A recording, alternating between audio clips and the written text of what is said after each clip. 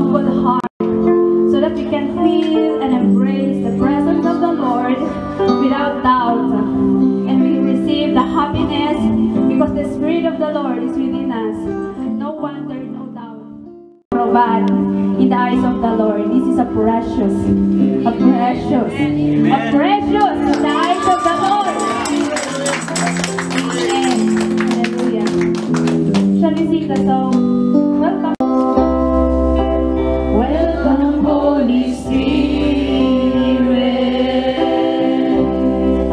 and we are with your presence. Fill us with your power. Welcome, Holy Spirit. We are with your presence.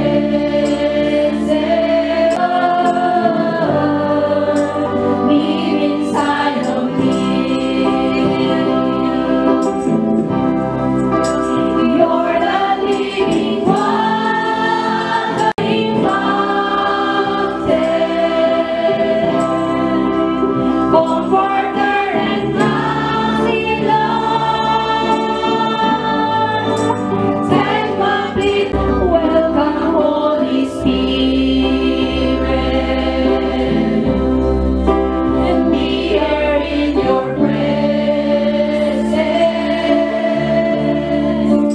Fill us with your inside of me.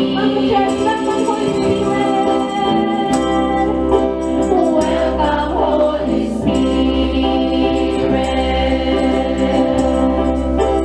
We are in your presence. Fill me with your power. Live inside of me.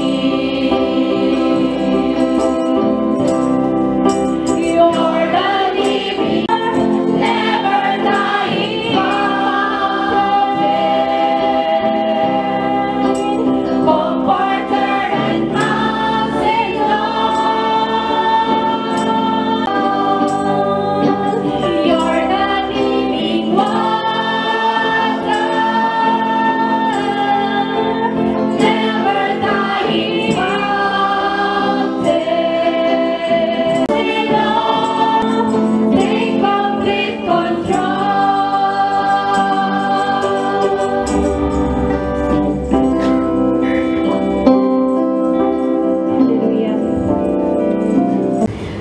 Quiet moment, please. Everybody close your eyes. Everybody close your eyes. Don't look at the person beside you. Come on. Think of it. Ano mang karamdaman emotionally, saan ka mang bilog dyan, God is a living water. Living water. A great counselor. A great comforter. Say to the Lord, in a simple your holy name, Lord God. Praise be your holy name. Hallelujah. Hallelujah.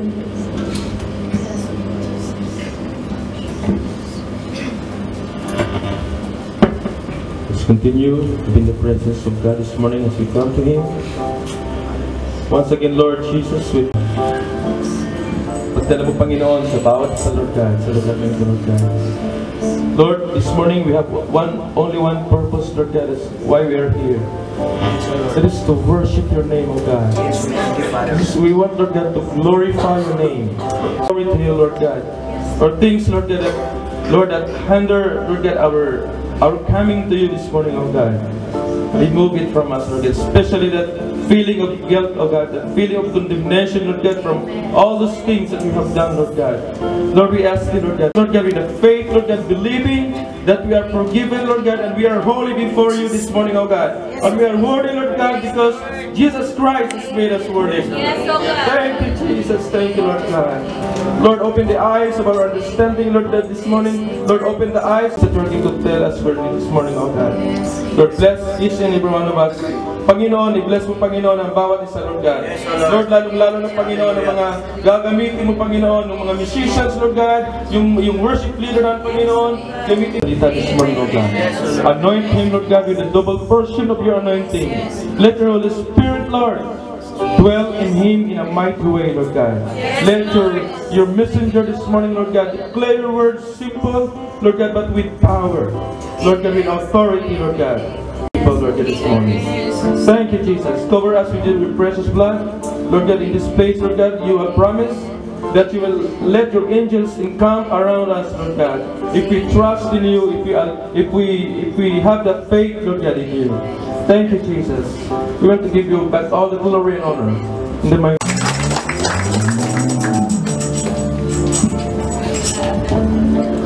Handa na po ba tayo magpuri sa Panginoon? Amen! Isa pa, handa na po ba magpuri sa Panginoon? Amen! Palakpakan po natin ang Diyos. Kabuhay ni Sister Ernaline. Welcome sa ating tatay, Pastor Ernie Duabe. Sabi po sa Bible, sa Chronicles 16:29, come before Him, worship the Lord in the beauty of Freedom.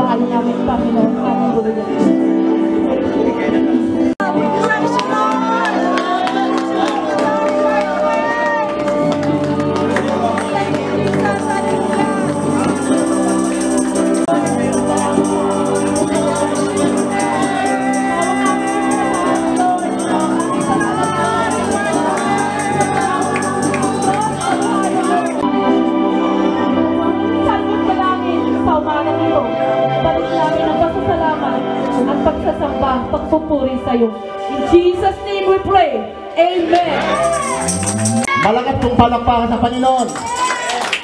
Glory to God. Woo! You are God. You are the God that never change. Amen. Unang-una po, nagpapasalamat po sa Panginoon.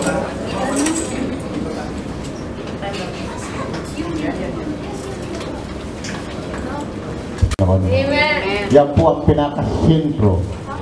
Above having a priority, siya po.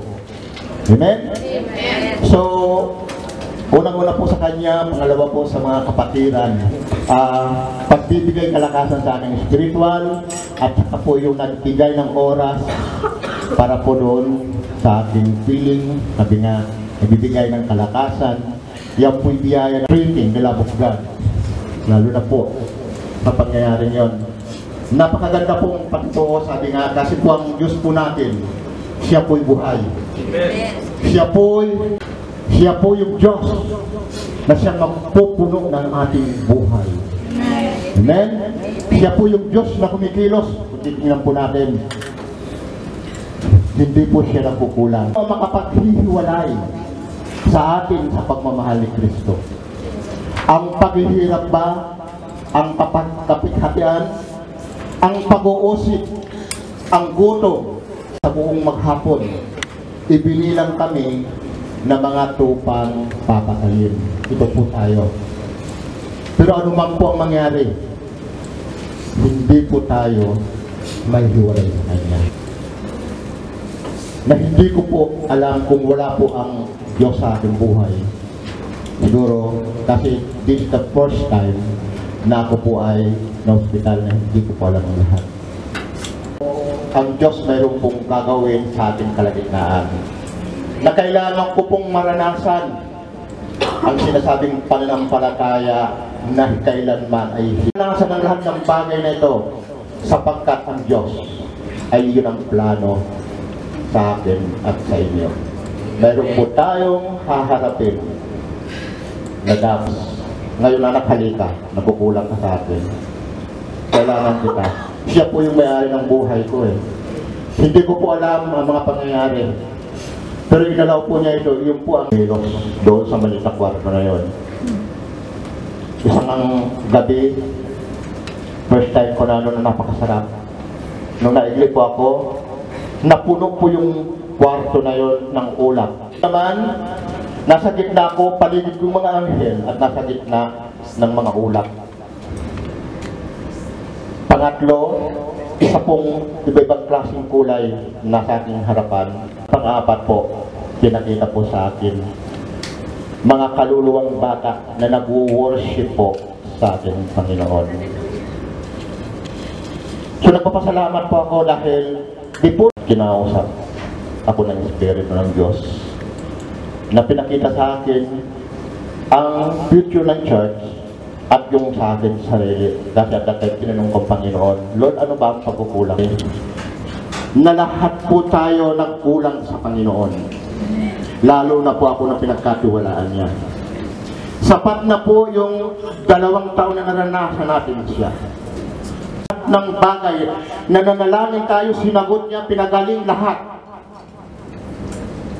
Pero ito po sa akin nangyari. Ito po. Pag hindi ko po isinare, ako po yung man. This is okay. Pero ang Panginoon, siya po yung katotohanan. Nasabi nga ang katotohanan na siya magpapalaya. Lord, sapat na po. At ito pong nangyari nito, Lord. Ikaw, thy will be done. At ang pundasyon ng church na ito, sa 2 taong God is not, hindi word. Kaya po yung Diyos na pagdidil sa ating mga bagay na ayaw niya, ihayag ng Diyos sa bawat isa sa atin. Pinakita sa atin ng Panginoon. At ayaw ng Panginoon yun, mga bagay na yun. At ang Diyos, ang siyang may-ari ng church na ito. ng kaparaan upang tayo maging kalugod-lugod sa Kanya. Ihanda po natin ang ating mga sarili. Ihanda po natin kung tayo may mga bagay na hindi pa natin isusuko sa Panginoon.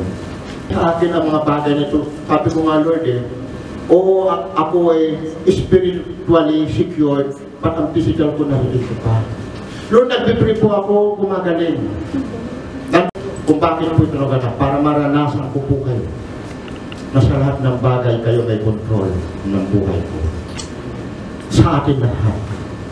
Nais lang po ng Panginoon sa bawat isa sa atin. Para lang pong kisap mata ang nangyari. Lahat po naruroon, mga nurses, doktor, nagtatanga kung bakit po masaya. Sabi ko, naruroon sa atin ang kapayapaan, kagalakan. So, isa pong pag-ano. Kaya nga po, yung kanta po natin yung mga lyrics kanina, buong-buo po sa atin na nagsasalita po ang Banal na Espiritu upang ipagdaan ng mga bagay na mga ganap ay hindi baliwalain natin. Pahalagahan po natin ang presensya ng Panginoon, ang pagkilos ng Panginoon sa atin, ang Diyos sa atin. Lalo na po sa gawain ito. Yun po yung mensahe ng Panginoon. So sa umaga po ito, yung personang ito ng Godhead, hindi ko po alam ang aking sarili.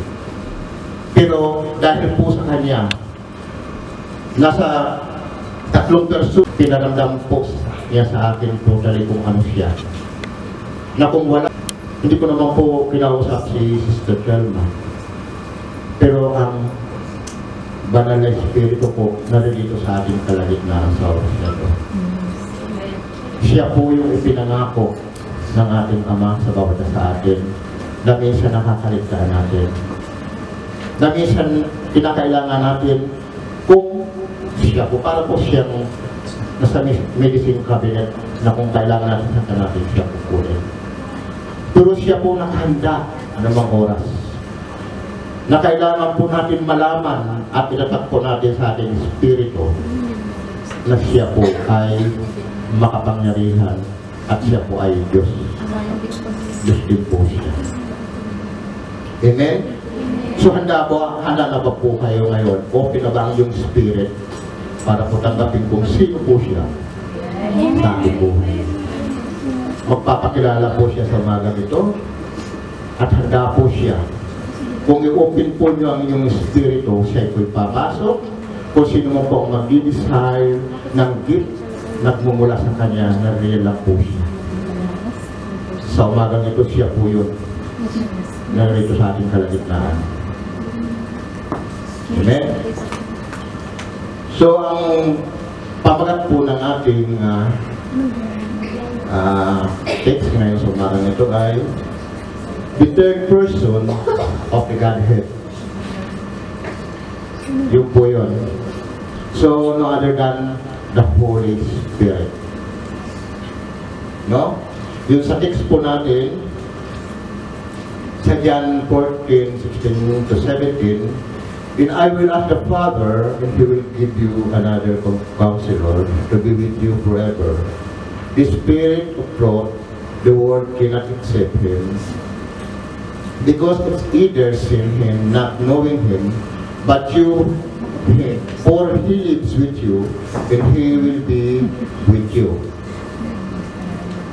Pagdating ng Espiritu ng katotohanan, tutulungan niya kayo upang maunawaan ninyo ang buong katotohanan, sapagkat nagsasalita siya, hindi sa ganang kanyang sarili, nasabihin niya sa inyo ang kanyang narinig at ipapahayag ang mga bagay na darating.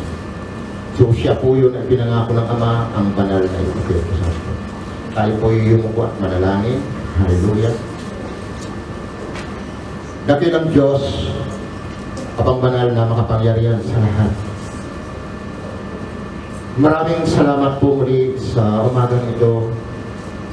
Dahil Panginoon, tunay nga na ikaw yung Diyos ng katotohanan. Diyos na kailanman laging tapat sa lahat ng bagay. Ikaw yung Diyos namin pananampalataya na gumagawa ng mga imposibleng bagay sa aming kalagitnaan, maging sa aming buhay. Salamat po dahil tunay nga na patuloy kayo, Panginoon, nangungusap sa bawat puso na yung mga anak. Na kayo po ang nag-remind sa kanila upang patuloy na maganap ang kalooban mo. Ikaw yung kumikilos, Panginoon, na minsan nakakaligtaan kayo, pero ikaw laging tapat po. At salamat po sa umagang ito, Panginoon, inagaw mo na kayo magpakilala personal sa bawat sa kanila. At salamat, Panginoon, dahil alam ko, Panginoon, na kilos kayo sa aming kalagitnaan. At Lord, anoint mo po ang iyong mga salita. Gamitin nyo lang po ako ngayong daluyan, Panginoon, na iyong mga salita. Pagpalain mo po, Panginoon, ang mga salitang ito sa kanilang mga puso, Panginoon, na magrima, Panginoon, at gamitin dakilang Diyos ay lamang sa iyo. Salamat, Panginoon, sa oras na ito. Salamat sa iyong presensya. Salamat sa iyong pagkilos at salamat sa iyong gagawin, Panginoon. Muli, pinabalik namin sa iyo, Panginoon, ang pinakamaras na papuri, pagsapapagdakila. Sa tanging pangalan po ng Panginoon Jesus. At ang lahat ng anak ng Diyos ay nagsabi na. Amen! Hallelujah! Handa na po kayo. At ngayon po, personally magpapakilala po sa atin ang the third person of Trinity. Maaari po naranasan natin siya, pero kailangan personally po natin po siyang maranasan. Minuto,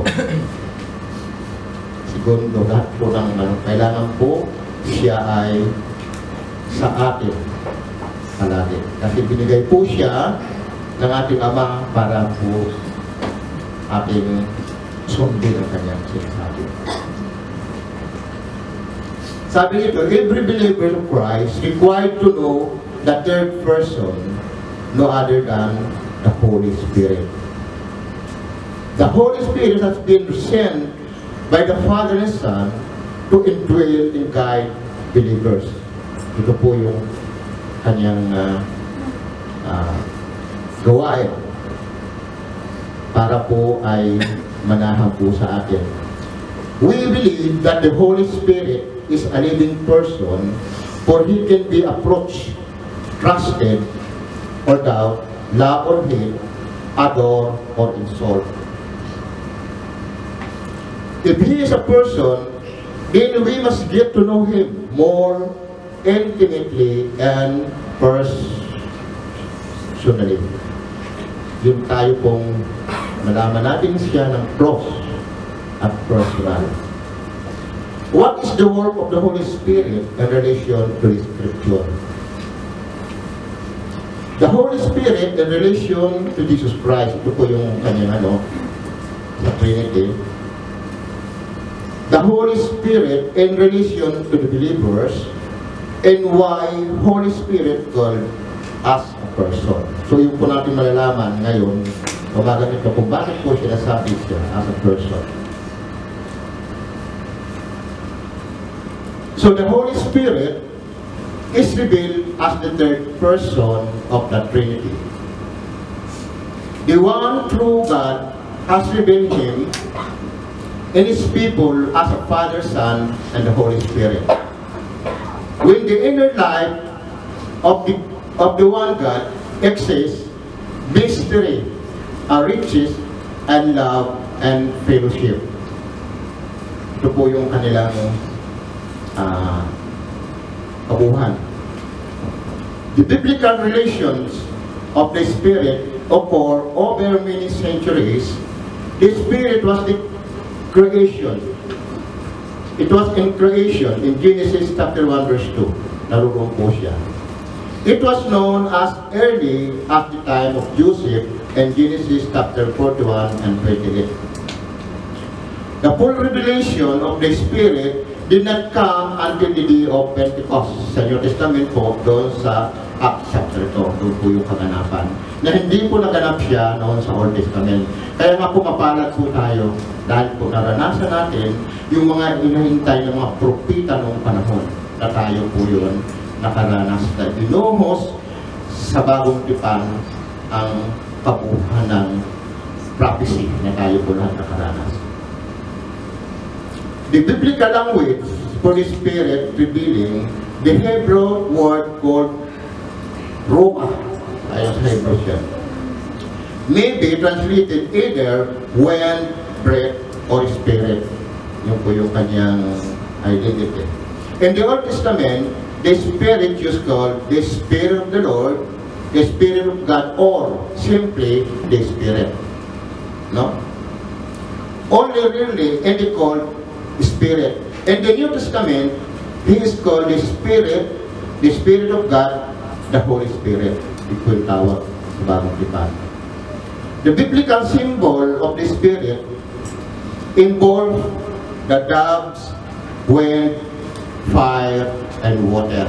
Ito po yung symbol niya. The Holy Spirit work for God, purpose.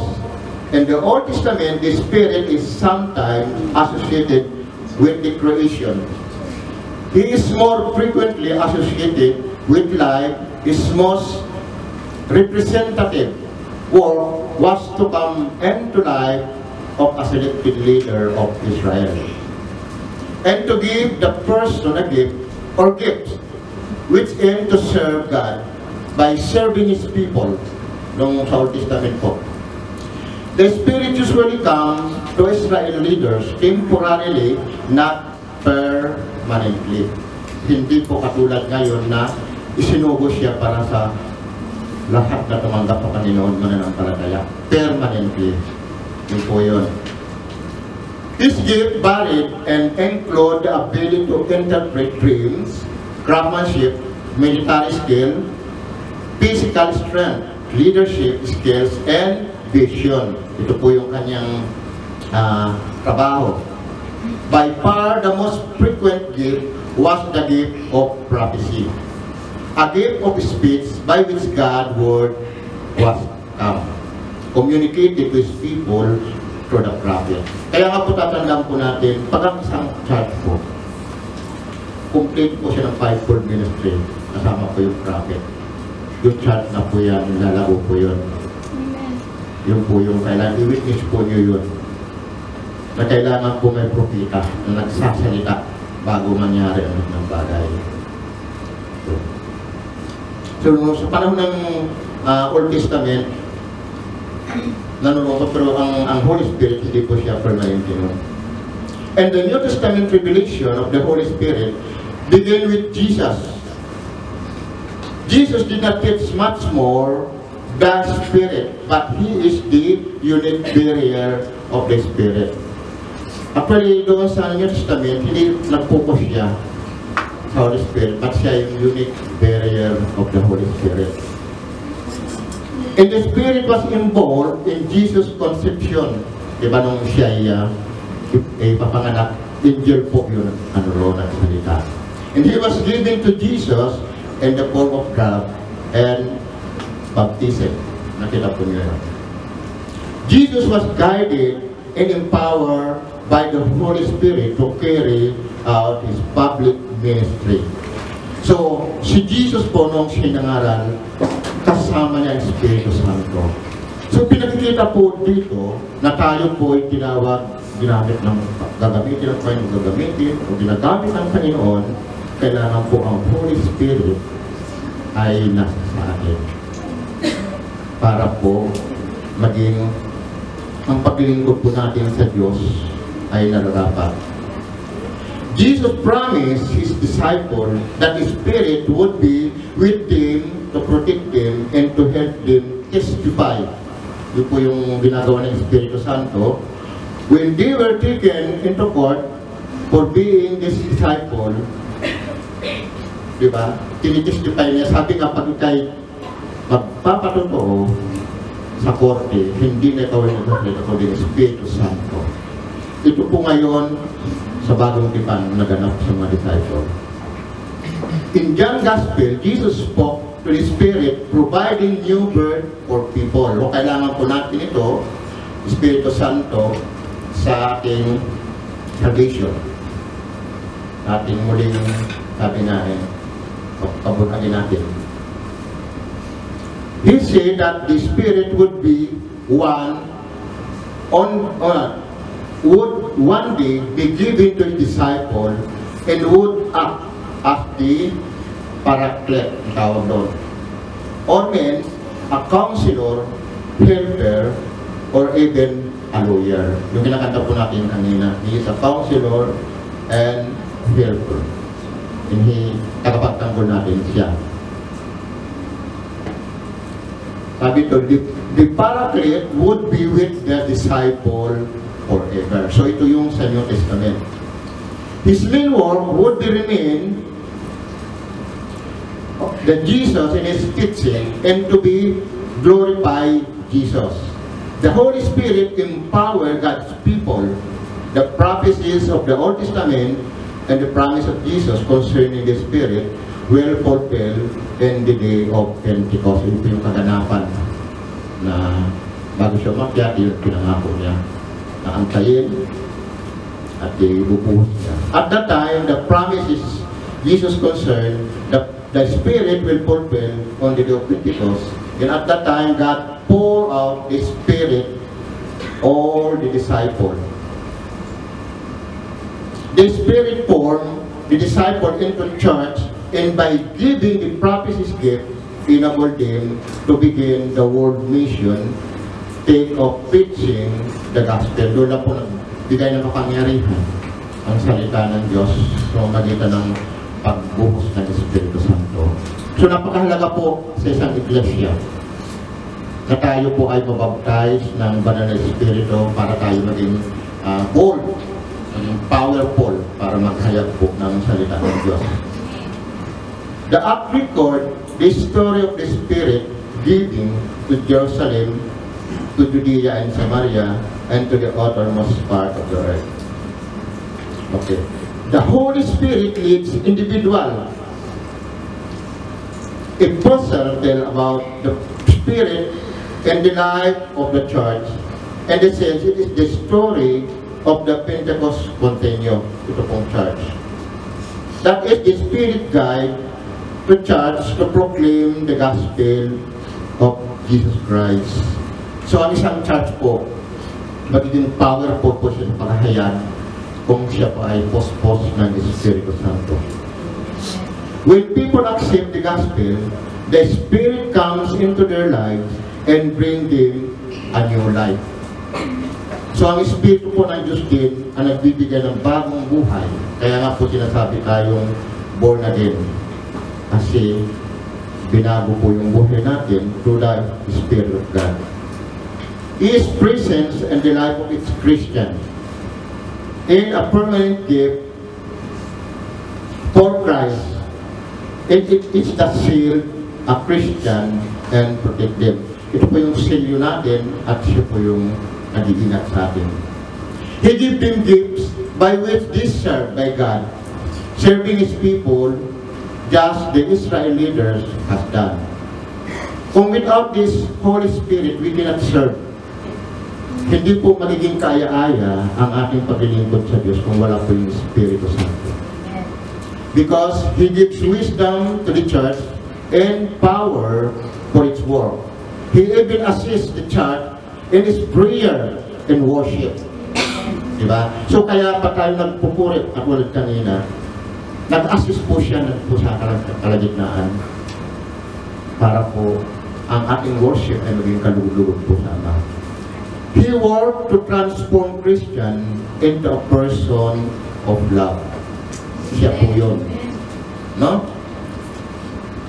Joy, yung bunga ng Espiritu Santo. Peace, gentleness, goodness, faithfulness, humility, and self-control. He gave them boldness, freedom, and life. The Spirit created a new family of God katulad po natin. Ito po yung kilos ng Espiritu Santo kung bakit ay isa tayong pamilya ng God. Isang Espiritu po ang nangunguna sa atin.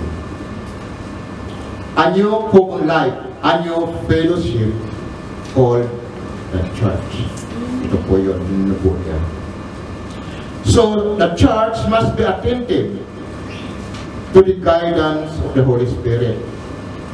They trust Him and obey His leadership. God's people are warned not to grieve Him by moral disobedience. Ito po yung kanyang pinapahayag, yung babala. Not to grieve or bigyan ng kalungkutan at sa pamagitan ng moral, ano ba yung moral disobedience?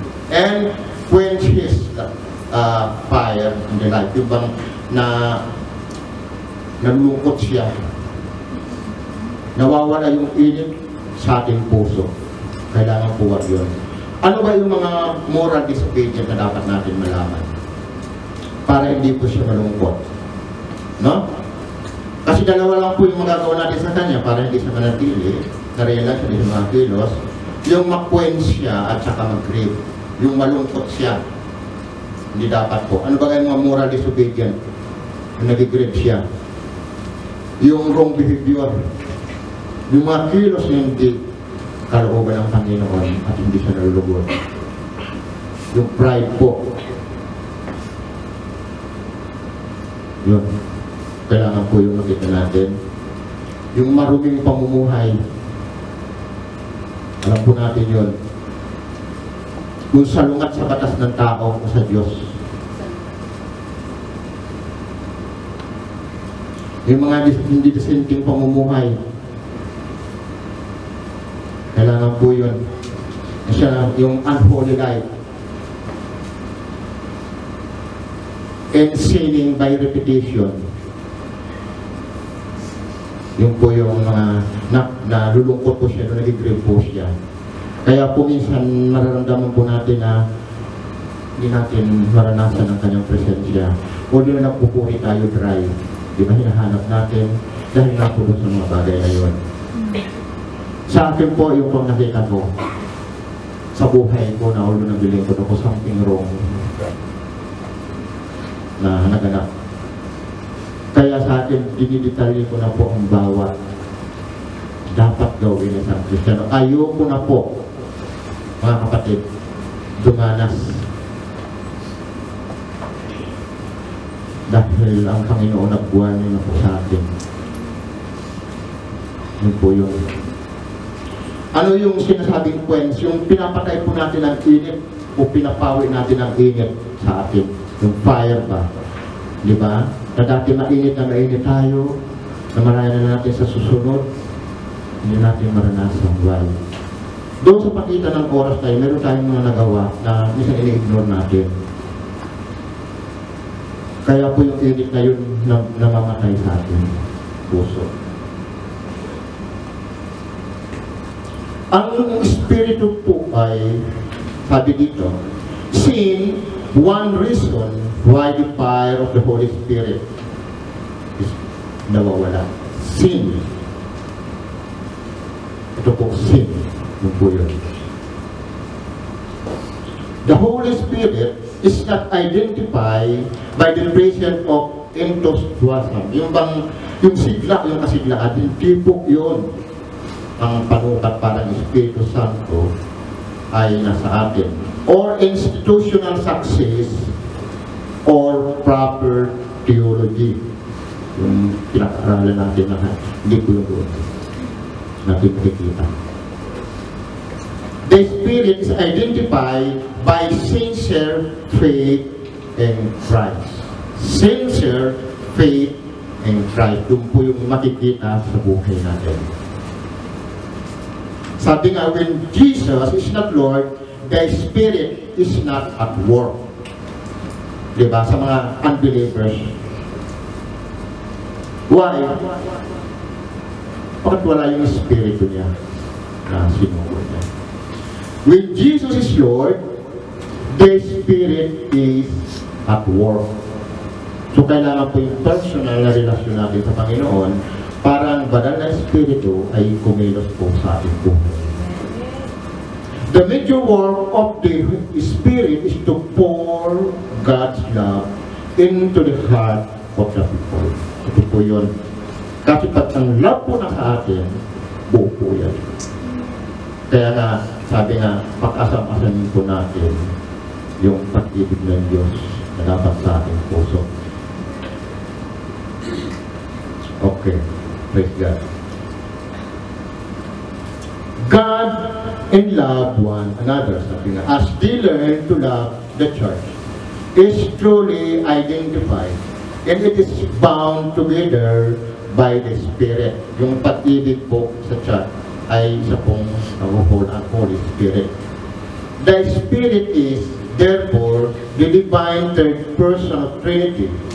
The mystery of the Trinity is the mystery of the inner life of the one true living God. Yun po yung mystery. And then, God in the Spirit is a part of that mystery. Amen?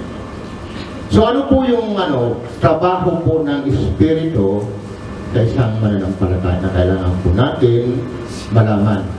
Kung taglay po natin ang Espiritu Santo, ito po yung ginagawa niya.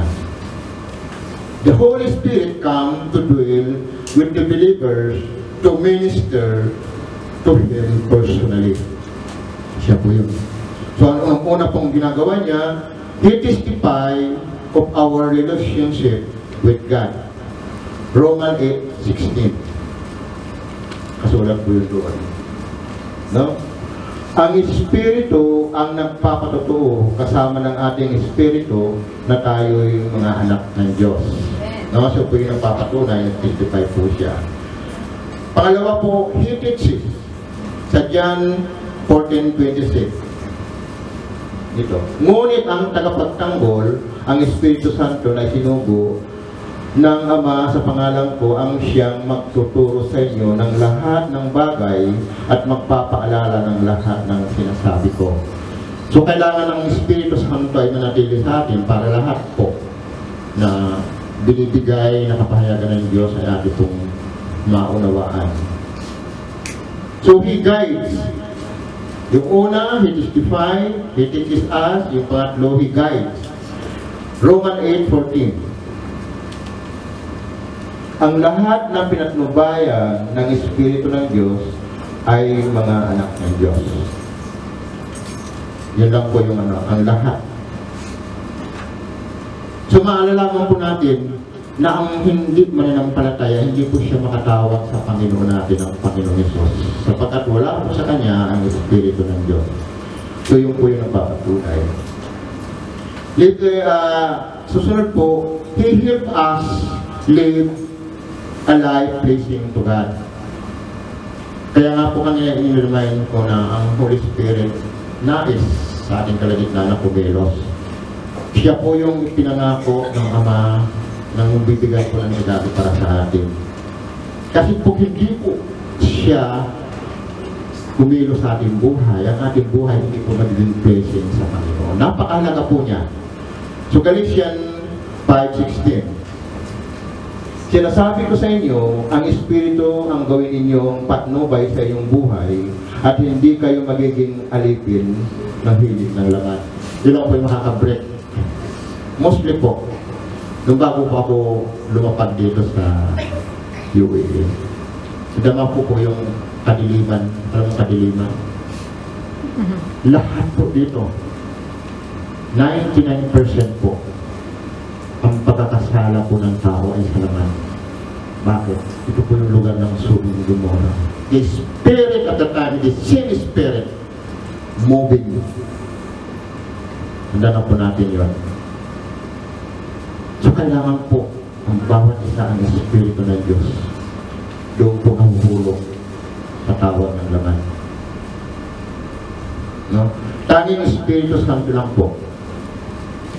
Pag kumilos po sa atin, lahat ng bagay na wala po sa atin. Amen? Amen? Lakpakan po natin ang Panginoon. Hallelujah. Ngayon, He help us in prayer. No? Ano sabi doon? Sa Romans 8:26. Ngunit ang 26. Ngunit ang nakapagtanggol ng Espiritu Santo na sinugo ng Ama sa pangalan ko, ang siyang magtuturo sa inyo ng lahat ng bagay at magpapaalala sa lahat ng bagay. So, ma-witness po nyo, karaniwan po na nangyayari, at lalo na pag prayer meeting, na kilala na natin minsan matagal na siya, pero ang kinatatakutan nila ang manalangin. Why? Diba? Iyan ang pinakamahirap na ginagawa ng isang Kristiyano, ang manalangin. Why? Nanonotice natin yun. Diba? Mahirap. Yun po yun. So, Espiritu Santo po. Why? Maybe this is the reason na hindi po natin sa kilala. Diba? Kaya po yun ang dahilan. Kaya mahirap pag walang Espiritu Santo. Hindi po natin magagawa ang nais ng Diyos sa ating buhay. And last, He give life to our body. Romans 8:11.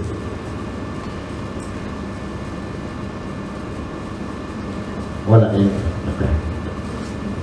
Kung nananahan sa iyo ang Espiritu ng Diyos na siyang muling bumuhay kay Jesucristo, ang Diyos din yan ang magbibigay ng buhay sa inyong mga katawang mamamatay sa pamamagitan ng kanyang Espiritong nananahan sa atin. Yung Espiritu po ng resurrection ni Jesus, siya po rin yun. Espiritu na magbubuhay po sa atin. Amen? So siya po yung Espiritu, yung Holy Spirit po, kung ano po ang ginagawa sa isang mananampalataya. So, sa kanyang service, sa ating, kahit tinawag tayo ng Panginoon para sa kanyang gawain, ano ba ang ginagawa ng inggan? Magkakaroon po ng conflict sa ministry yun, lalo na sa ating relationship o communication. No? At hindi ang heart natin nakatuon sa Diyos at may mga bagay pa na dapat hinihiling ang Panginoon, nagkakaroon ng ano yun po sa ministry. Conflict po yan. So ano po ang unang ano? As we ask giving the Holy Spirit to dwell in the believers, God also wants to fill and baptize the believer with the Holy Spirit to empower him to serve and glorify God in the world. So yung pong kailangan tayong ma-empower tayo, mabaptize tayo ng Espiritu Santo. So, sa bagang pong ito, maging anisap po tayo. Sino po ninong baptize dito ng Banal na Espiritu? Sino na po na-baptize dito ng Banal na Espiritu? Po tayo mahiya. Nakikita po ng Diyos ang puso natin. No? So, yun po yun. Totally, God is God of truth. Yung po yung pinakita sa atin ng Panginoon. Na binawaliwala po yun. Na kailangan po ang church baptized of the Holy Spirit. The power of God is there. The Word of God is powerful. Yung po yung una. And kaya nasabi ko sa Panginoon, ito po yung simula, Lord. Na kayo po ang magsasalita, hindi po ako. Gamitin nyo lang po ako. Kasi about time, Lord, na yung mga ino-offer mo po, hindi po namin natatanggap dahil hindi po kami lumalakad ng ayon sa kalooban. So, ang nangyari sa akin, pinaranas niya para ako ang makadama, para i-share ko po sa inyo, para madama din po inyo. Amen? Palakpakan po natin ang Panginoon. Hallelujah. O, unang-una po, sabi doon, the Holy Spirit give power and boldness to witness. Doon lang po magkakaroon tayo ng boldness at para mag-witness o ang Banal na Espiritu ay nasa sa atin. Kaya nga doon sa Act 1:8, di ba nakita niyo doon? Doon lang sila, nung nabaptize sila ng Banal na Espiritu, doon lang nagsimula sila maghaya. Nandun yung kapangyarihan ng Diyos, nandun yung papagaling, doon ang kapangyarihan niya, which na ang church po ay kailangan. Yun po yung pinakita sa atin ng Panginoon. Na alam ko po, na kung willing po ang puso natin, anytime, hindi po siya nag-schedule. Pagpuksan po natin ang ating espiritu at i-desire po natin, Kasi pinangako na God will pour out His Spirit. The anointing, lahat po na gift, lahat po yan. Para po yan sa church. Amen. Para po yung salita niya ay makapangyarihan. Okay, he introduced the supernatural realm. There are different kinds of gifts at the same Spirit. Nung sinasabi dun sa 1 Corinthians 12, naroon po yun. Magkakaroon lang po ng supernatural pag tayo po ay nabaptize ng Espiritu Santo. Mga bagay na ating mauunawaan doon sa supernatural realm, the spiritual na bagay. Doon natin makikita lahat, lalo na po paglilingkod natin, magiging iba po siya. And God is ready to pour out His Spirit upon this church. Amen. If you really open your spirit and desire all these things, He is ready. He is ready. He testified that Jesus is alive. Yung pinagpapatotoo na ang ating Panginoon ay buhay. Act 5:30-32. Okay? Yun po yun. Sulat na lang po nyo na oras natin maupos. And then, He bring a fresh understanding of the Word of God. Yung fresh revelation po, pag tayo po yung nagbabasa ng salita ng Diyos, minsan doon sa pating yung humihinto tayo, at ang Diyos ay nangungusap sa atin, biglang luluha na lang tayo, biglang na lang may something na nangyayari. Sapagkat yung Espiritu Santo nagbibigay ng fresh understanding sa ating buhay para maunawaan natin ang salita ng Diyos. No? So yun ang kailangan po natin. Okay. He fills our spirit with a true worship to God. Magiging isang tunay ang ating pagsasamba sa Kanya, pag-worship, kung ang Espiritu ng Diyos ay nasa ating buhay. Mararanasan po natin yon. So yun